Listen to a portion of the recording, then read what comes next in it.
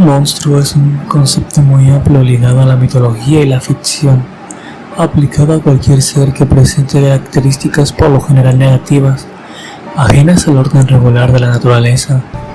Los monstruos se describen como seres híbridos que pueden combinar elementos humanos, animales y necrológicos, así como tamaño anormal y facultades sobrenaturales.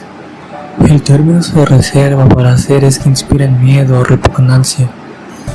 También suele utilizarse como descalificativo para referirse a personas cuyos actos van en contra de los valores morales propios. Vida de Juan Carlos Hernández Bejarra. Juan Carlos fue hijo de una madre soltera. Durante su infancia sufrió de graves abusos por parte de ella. Según sus propias declaraciones, solía vestirlo de niña, llevaba a hombres a casa y Juan podía ver por medio de una cortina que separaba las camas mientras su mamá mantenía relaciones sexuales con ellos. También dijo haber sido abusado sexualmente de niño por una mujer adulta que estuvo a su cuidado. Su madre también había abusado sexualmente de él en varias ocasiones. Este hecho podría ser el detonante del odio profundo que Juan Carlos tomó contra las mujeres, quienes en años posteriores se convirtieron en sus víctimas. En la escuela sacaba malas notas y él mismo relataba que cuando tenía 10 años sufrió un traumatismo craneoencefálico grave al caer desde un segundo piso por las escaleras, razón por la cual, según declaró, mejoró notablemente su condición intelectual, yendo perfecto en la escuela y dándose cuenta de cosas de las que los demás niños no se daban cuenta.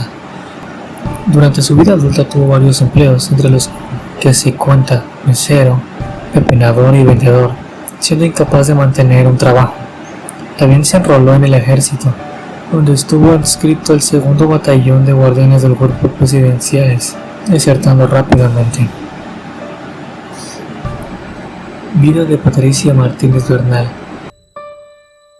Patricia, por su parte, provenía de una familia pobre. Siempre fue sumisa y manipulable. También tenía un mal rendimiento escolar. Cuando tenía 6 años de edad fue violada por un primo. Se refiere que a lo largo de su infancia ella nunca se sintió querida. Ya de adulta buscaría el afecto de los demás a través de una conducta sumisa, especialmente el de hombres. Tras su detención se determinaría que tiene un coeficiente intelectual limítrofe, rayando la discapacidad intelectual. Según algunas fuentes, llegó a ejercer la prostitución. La pareja se conoció en 2008 cuando Patricia trabajaba como mesera en un restaurante en el Estado de México.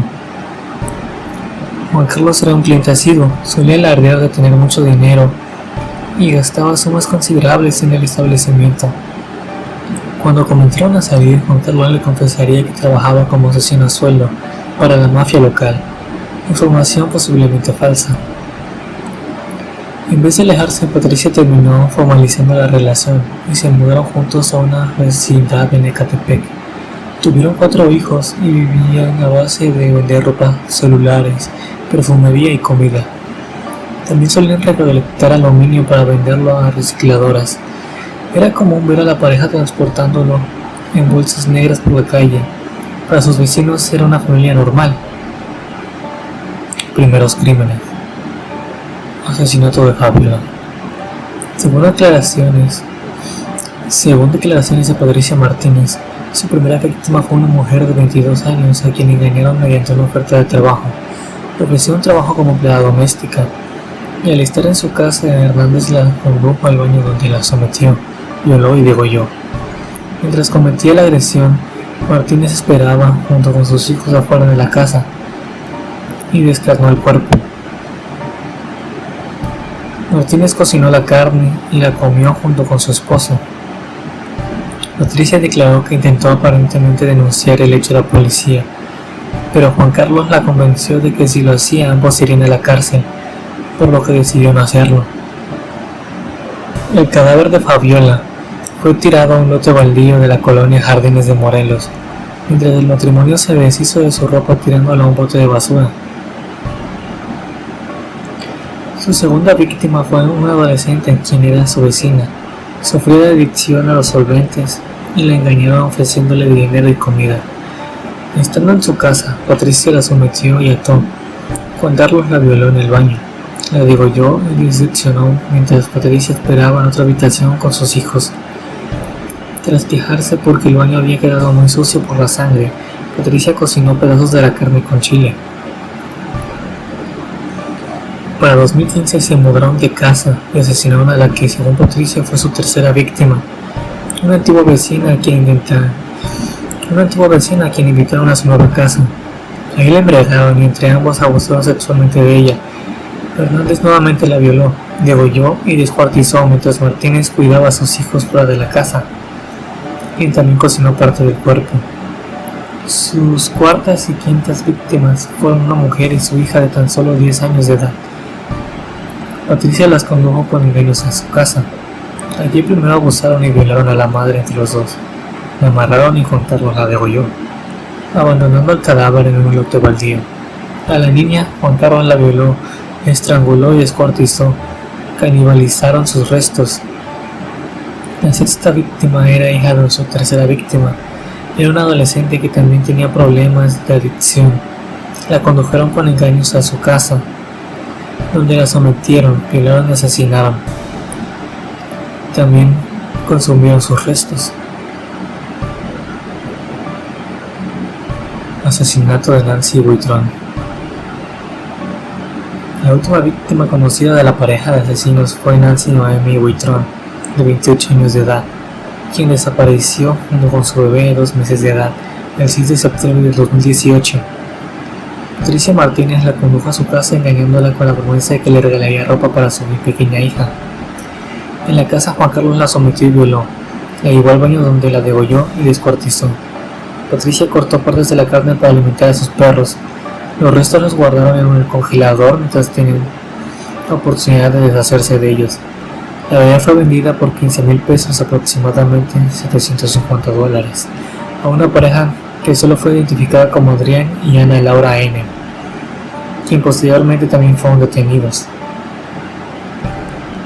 Investigación. La desaparición de Nancy se agregó a la investigación de la desaparición de otras 2 mujeres. La Fiscalía del Estado de México habría descubierto que la desaparición de las 3 mujeres tenía un patrón en común. Todas conocían a una mujer que supuestamente les vendía ropa. Se habrían reunido con ella cerca de la fecha de su desaparición. El rastreo de las llamadas de los teléfonos de las víctimas poco antes de desaparecer permitió determinar que todas habían desaparecido en una misma área. Al hacer una triangulación se identificó un domicilio sospechoso, el 530 de la calle Playa Tijuana, en la colonia Jardines de Morelos, donde vivía una pareja que se dedicaba precisamente a la venta de ropa.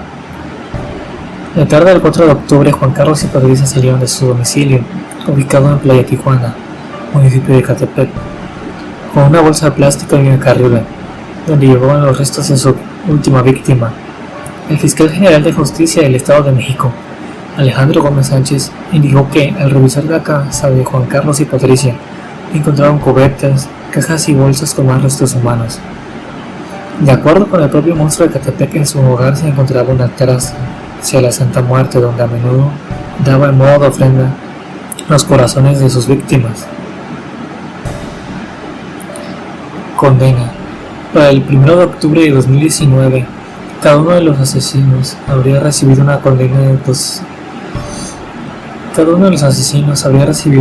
de 327 años de prisión por 8 cargos de feminicidio, así como por otros delitos que incluyen trata de personas en su modalidad de adopción ilegal y por inhumación ilegal de restos humanos.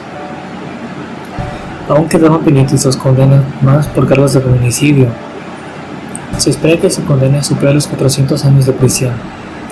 El 5 de octubre del 2019, un juez anuló una de las sentencias que habían recibido por el delito de desaparición forzada de una de sus víctimas, por lo cual habían recibido cada uno una condena de 30 años menos. Sin embargo, por el homicidio de esta misma víctima ya habían sido condenados a 40 años de prisión cada uno. Según declaraciones de la fiscalía, ambos pasaron el resto de su vida en prisión. Modus operandi. De acuerdo con declaraciones de Patricia Martínez, habría asesinado a 10 mujeres a lo largo de 6 años, Por su parte, Juan Carlos aseguró que mataron a más de 20. La forma de operar de la pareja consistía en que Patricia Martínez enganchaba a las víctimas, todas conocidas, con engaños. Las conducía a su casa, donde Juan Carlos las agredía. Patricia confesó que en varias ocasiones ayudó a someter a las víctimas y participó en los abusos sexuales contra ellas. Juan Carlos violaba, degollaba o estrangulaba a sus víctimas, después descuartizaba los cuerpos. Todo mientras Patricia se mantenía con sus hijos fuera de la casa o en una habitación adjunta. Algunas partes de carne y grasa fueron cocinados por Patricia y comidos por ambos. También les dieron pedazos de carne humana a sus perros. Algunos órganos como corazones fueron conservados en frascos con alcohol que Juan Carlos ofrendaba a la Santa Muerte. Solía conservar los restos en un congelador mientras tenía la oportunidad de botarlos. Ese congelador estaba estrictamente prohibido para sus hijos. La mayoría de los restos fueron abandonados en lotes baldíos. Se sabe que llegaron a comerciar con algunos de los huesos que vendían a feticistas y santeros. De acuerdo con Martínez, Juan Carlos también había llegado a practicar la necrofilia con al menos uno de los cuerpos. Interrogatorio. El 10 de octubre del 2018 se filtró a redes sociales un video de uno de los interrogatorios de Juan Carlos Hernández. La difusión del video constituyó una violación a los derechos humanos del sospechoso. La Comisión de Derechos Humanos del Estado de México emitió una recomendación a la Fiscalía del Estado por el caso. La posibilidad de que la difusión del video fuera usado como excusa para anular el proceso legal contra Hernández causó conmoción entre el público, particularmente entre los familiares de las víctimas, quienes se conglomeraron en protesta fuera de la prisión durante la primera audiencia de los imputados, exigiendo que no fueran liberados. El fiscal general del Estado, Alejandro Gómez, declaró que la difusión del video no sería suficiente para anular o afectar el proceso legal. Se desconoce quién fue el responsable de la filtración. Perfil psiquiátrico. De acuerdo con el análisis del psicólogo criminalista Juan Pablo Ramírez Herrera, Juan Carlos Hernández sufre de un trastorno de la personalidad y un trastorno psicótico. El especialista destaca en su historia clínica 3 antecedentes: el traumatismo craneoencefálico que sufrió en la niñez, haber sido víctima de maltrato físico y sexual infantil y el consumo de cocaína durante la juventud. Identifica que sufre alucinaciones al menos de tipo visual. Durante la entrevista ha logrado, por ejemplo, ver un perro. De acuerdo con la doctora Fegi Ostrowski, Hernández sufre de psicopatía. Según declaraciones de Juan Carlos, él tiene una necesidad incontrolable de matar. Su necesidad se traduce en periódicas cefaleas insoportables que no se calman hasta que asesina. Ha declarado también que necesita de beber sangre humana cada 3 meses y que una parte de él es un demonio. En sus propias palabras, su relación con su esposa es similar a la que hay entre un león y una leona, donde es la hembra quien le lleva el alimento al macho. Por su parte, Patricia Martínez, quien fue diagnosticada con una inteligencia límite, podría haber estado motivada por el simple hecho de retener a su pareja, esto según observaciones de la psicóloga y criminóloga Mónica Ramírez Cano. El especialista refiere que las características de la pareja son similares a las vistas previamente en otras parejas de asesinos seriales, en donde uno de los miembros de la pareja, casi siempre la mujer, adopta una postura pasiva pero en realidad instiga los crímenes. También comenta que la mujer suele ser de mayor edad que su contraparte masculina. Asegura que de no haberse conocido ambos hubieran incidido en conductas delictivas invariablemente, pero su alcance hubiese sido mucho menor. Los indagatorios mostrarían finalmente que Patricia sí habría tenido una participación activa en los crímenes, seleccionando en varias ocasiones a las víctimas. De hecho, tenía en su poder en el momento de su detención al menos una lista con 17 víctimas posibles, elegidas por ella misma, y en al menos 2 ocasiones siendo ella quien asesinó a la víctima. Patricia entablaba amistad con sus víctimas, las conducía con engaños a su casa, donde su marido las acosaba sexualmente, ni fuera que terminaran accediendo o terminaron siendo violadas. Para Patricia, ellas se la habrían traicionado involucrándose con su esposo, y por ello merecían morir. También consideraba que las madres solteras merecían morir porque a su ver descuidaban de sus hijos habitualmente y era reprochable moralmente el que los privaran de una figura paterna. Hasta aquí llega el video. Si quieres ver más videos como este, no olvides suscribirte y dar a like, así YouTube te va a recomendar los siguientes videos. Yo soy Ed Yesga, hasta la próxima.